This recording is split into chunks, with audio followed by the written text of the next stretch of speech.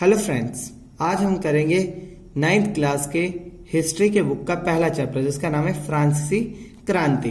इसमें हम सामान्य तौर पर अब ये देखेंगे एमसीक्यू क्वेश्चन जो इस साल सबसे ज्यादा आएंगे। तो सबसे पहले हम एमसीक्यू क्वेश्चन को स्टार्ट करते हैं। सबसे पहला क्वेश्चन, 18वीं शताब्दी के दौरान फ्रांसीसी समाज में कितने वर्गों में विभाजित था? यानी कि 18वीं शताब्दी के दौरान जो फ्रांसीसी समाज था वो कितने वर्गों में बटा हुआ था? तो 3 वर्गों में बटा हुआ था। कौन कौन सा? पादरी वर्ग, कुलीन वर्ग और तीसरा वर्ग जिसे हम तृतीयक वर्ग भी कहते थे। अगला क्वेश्चन, फ्रांस में कितने प्रतिशत जमीन पर कुलीनों, चर्च और तीसरे स्टेट के अमीर लोगों का अधिकार था? तो 60% जमीन पर अधिकार था। कई बार पेपर में आता है तो ध्यान से पढ़ना। तीसरा स्टेट से चर्च द्वारा वसूले जाने वाला कर का क्या नाम है? तो टाइड। सामान्य तौर पर फ्रांस में तीसरे स्टेट से चर्च द्वारा कर वसूला जाता है जिसे हम टाइड के नाम से पढ़ते हैं। अगला, तृतीयक स्टेट से सरकार द्वारा वसूला जाने वाला कर का क्या नाम है? तो उसका टाइल नाम है। याद रखना, इन दोनों में कंफ्यूजन मत होना। अगला क्वेश्चन, विशेषाधिकार किस वर्ग के लोगों को प्राप्त था? तो फ्रांस में विशेषाधिकार पादरी वर्ग के लोग और कुलीन वर्ग के लोगों को प्राप्त था। तीसरे वर्ग के लोगों को प्राप्त नहीं था। अगला क्वेश्चन, विशेषाधिकार का अर्थ क्या है? तो करों से छूट। ये खास तौर पर ध्यान रखना, पेपर में कई बार आता है विशेषाधिकार का अर्थ क्या होता है।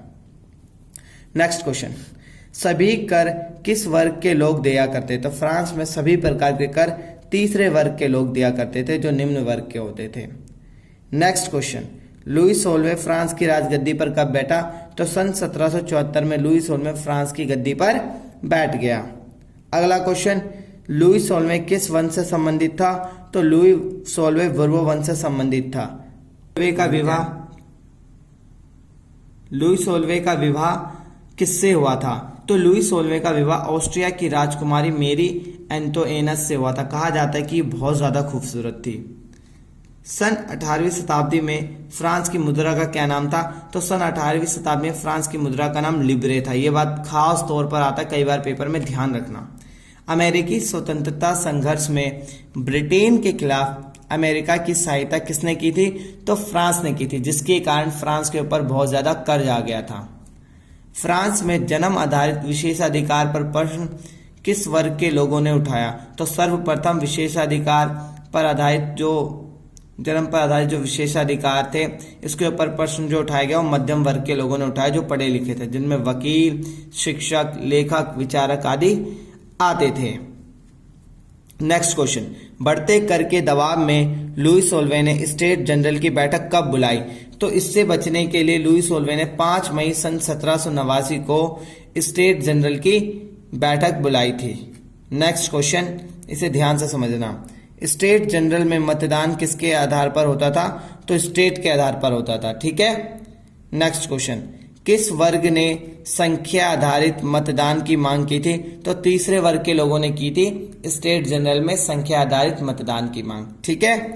नेक्स्ट क्वेश्चन, तीसरे वर्ग के लोग कब वर्साय के एक टेनिस कोर्ट में इकट्ठा होकर अपने आप को नेशनल असेंबली घोषित कर दिया? तो उन्होंने ये काम 20 जून सन 1789 को किया था। अगला, सन 1789 के समय फ्रांस की क्या स्थिति थी? तो सन 1789 के समय फ्रांस की स्थिति बहुत ज्यादा खराब थी। फ्रांस में महंगाई बढ़ चुकी थी, जगह जगह हिंसक प्रदर्शन होने लगे थे। फ्रांस की जनता ने कब बास्तिल के किलों को तोड़ दिया और राजनीतिक कैदियों को छुड़ा लिया? तो ये काम फ्रांस की जनता ने जो किया था 14 जुलाई सन 1789 को किया था। इन्होंने बास्तिल के किले, जो कि राजा का किला था, उसे चारों तरफ से घेर लिया, उसे तोड़ दिया और वहां से राजनीतिक कैदियों को भी छुड़ा दिया। बास्तिल का किला किसका प्रतीक था? तो बास्तिल का किला सम्राट के निरंकुश शक्तियों का प्रतीक था। निरंकुश का मतलब होता है ऐसी शक्ति जिस पर जनता का कोई भी अंकुश ना हो। नेक्स्ट क्वेश्चन, विद्रोही प्रजा की शक्तियों का अनुमान लगाकर लुई 16वें ने किसको मान्यता दे दी? जब लुई 16वें डर गया प्रजा की शक्तियों से तो लुई 16वें ने प्रजा द्वारा बनाई गई नेशनल असेंबली को मान्यता दे दी। नेक्स्ट क्वेश्चन, तीसरे वर्ग द्वारा बनाई गई नेशनल असेंबली ने 4 अगस्त सन 1789 की रात को क्या पारित किया? तो तीसरे वर्ग द्वारा बनाई गई नेशनल असेंबली ने 4 अगस्त सन 1789 की रात को करों से छूट, कर्तव्यों और बंधनों वाली सामंतवादी व्यवस्था का उन्मूलन कर दें, यानी कि पूरी तरीके से सामंतवादी व्यवस्था को खत्म करने की बात की और करों से छूट की बात की गई। नेक्स्ट क्वेश्चन, सन 1791 में फ्रांस में किसकी नींव पड़ी? तो संवैधानिक राजतंत्र की नींव कब पड़ी फ्रांस के अंदर? सन 1791 में। कई बार आता पेपर में, तो ध्यान रखना इस चीज का। अगला क्वेश्चन, नए संविधान के अनुसार मतदान का अधिकार किन नागरिकों को मिला? तो नए संविधान के अनुसार फ्रांस के अंदर मतदान का अधिकार सक्रिय नागरिक को मिला, जो पुरुष थे, स्त्रियों को नहीं मिला था, जिनकी उम्र 25 साल होनी चाहिए थी और जो कम से कम 3 दिन की मजदूरी का कर चुका था, उनको ही वोट देने का अधिकार दिया गया था। नेक्स्ट क्वेश्चन, फ्रांस में निष्क्रिय नागरिक किसको कहा गया? महिलाओं को और अन्य पुरुष जो निठल्ले होते थे। राजा की शक्तियों को किस किस में बांट दिया गया? तो फ्रांस में राजा की शक्ति को न्यायपालिका, कार्यपालिका और विधायिका में बांट दिया गया था। अगला क्वेश्चन फ्रेंड्स, रोबोस्पियर के नेतृत्व में नई शासन व्यवस्था के खिलाफ किसने और कब विद्रोह किया? तो रोबोस्पियर एक बंदा था, इसके नेतृत्व में नई शासन व्यवस्था के खिलाफ किसने और कब विद्रोह कर दिया? तो 10 अगस्त सन 1792 को जैकोबिन क्लब के सदस्यों ने रोबोस्पियर के नेतृत्व में जो फ्रांस में जो नई कानून व्यवस्था जो लागू की गई थी उसका विद्रोह कर दिया था। ठीक है। फ्रांस को गणतंत्र कब घोषित किया गया? तो फ्रांस को गणतंत्र 21 सितंबर सन 1792 को गणतंत्र घोषित कर दिया गया था फ्रांस को। ठीक है, पेपर में आता है, पिछले साल के प्रीवियस पेपर में आया था, तो ध्यान से। नवनिर्वाचित असेंबली को क्या नाम दिया गया? तो नवनिर्वाचित असेंबली को नाम दिया गया था कन्वेंशन। ठीक है। नेक्स्ट क्वेश्चन, लुई सोल्वे को फ्रांस के खिलाफ साजिश रचने के आरोप में फांसी कब दी गई थी? तो 21 जनवरी सन 1793 को लुई सोल्वे को फांसी दे दी गई। आतंक का काल किसे कहते हैं? सन 1793 से सन 1794 के दौरान जब लुई सोल्वे को फांसी दे दी गई तो रोबेस्पियर सत्ता में बैठ गया और उसने सत्ता में बहुत ज्यादा क्रूरतापूर्वक राज किया, लोगों का दमन किया। इसी को आतंक का काल भी कहा जाता है। सन 1794 में रोबेस्पियर को किस पर चढ़ाया गया?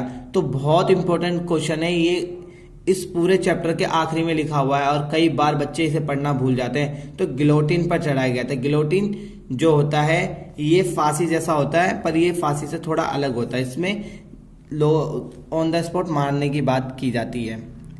नेक्स्ट क्वेश्चन, रोबेस्पियर के पतन के बाद फ्रांस का शासन किन हाथों में चला गया? तो रोबेस्पियर के मरने के बाद जो फ्रांस का शासन था वो मध्यम वर्ग के संपन्न लोगों के पास चला गया, जो पढ़े लिखे थे और आर्थिक रूप से संपन्न थे। ठीक है। मध्यम वर्ग के लोग ने शासन चलाने के दौरान क्या नियुक्त किया? तो उन्होंने 5 सदस्यों वाली एक कार्यपालिका डायरेक्टरी को नियुक्त किया जो फ्रांस पर शासन को देखती थी। ठीक है। नेक्स्ट, फ्रांस में राजनीतिक अस्थिरता का फायदा किसने उठाया? तो नेपोलियन बोनापार्ट। नेपोलियन ने डायरेक्टरी को कब खत्म किया? तो नेपोलियन ने जब राजनीतिक अस्थिरता का फायदा उठाते हुए उसने सन 1799 में फ्रांस पर डायरेक्टरी को खत्म कर दिया। नेपोलियन फ्रांस का सम्राट सन 1704 में बना। यह बहुत महत्वाकांक्षी और शक्तिशाली शासक था और बहुत बुद्धिमान भी था। नेपोलियन फ्रांस का सम्राट कब बना? तो सन 1804 में बना। ठीक है। यह बहुत महत्वाकांक्षी और शक्तिशाली शासक था। ठीक है। बटरलू की लड़ाई कब लड़ी गई और इसमें किसका अंत हुआ? तो सन 1815 में बटरलू की लड़ाई लड़ी गई, जिसमें नेपोलियन रूस, ब्रिटेन, पर्सा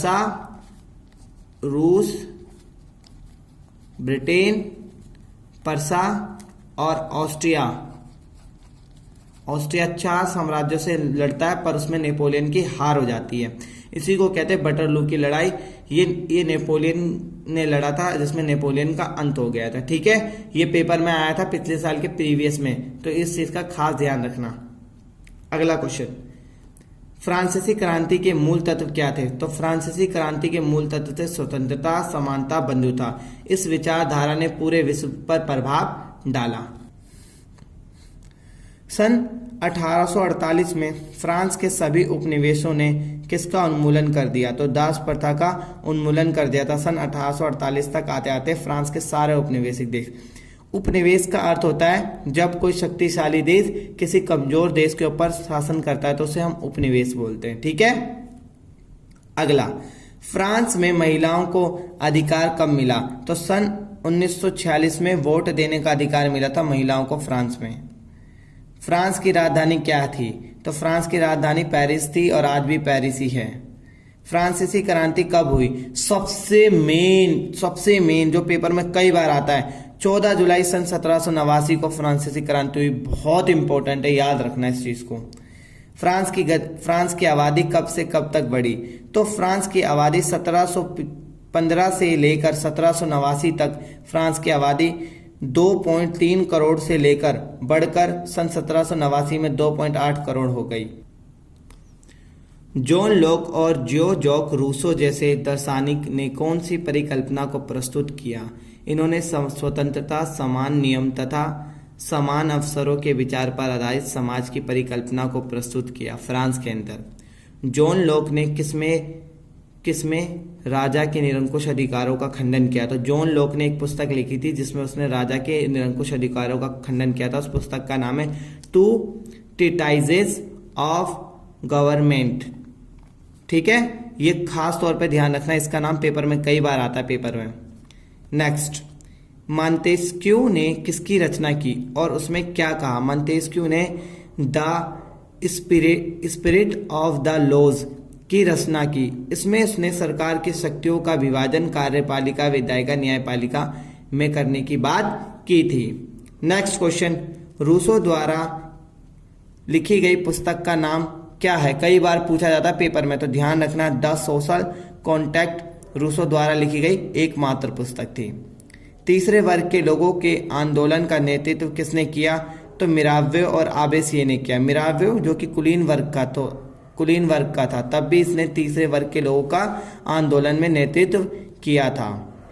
क्रांतिकारी पत्रकार जियो पॉल मरा के समाचार पत्र का क्या नाम था? पेपर में कई बार आता है, बच्चे पढ़ते नहीं है, बहुत डीप क्वेश्चन है।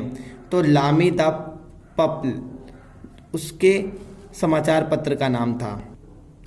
कवि रोजेट में लाइल द्वारा किसकी रचना की गई? तो कवि रोजेट में लाइल द्वारा मार्सिलेस की रचना की गई, जो फ्रांस का आगे चलकर राष्ट्रीय गान बना। जैकोबिन को किसके नाम से जाना जाता था? जैकोबिन को सो कुलोत के नाम से जाना जाता था। ठीक है।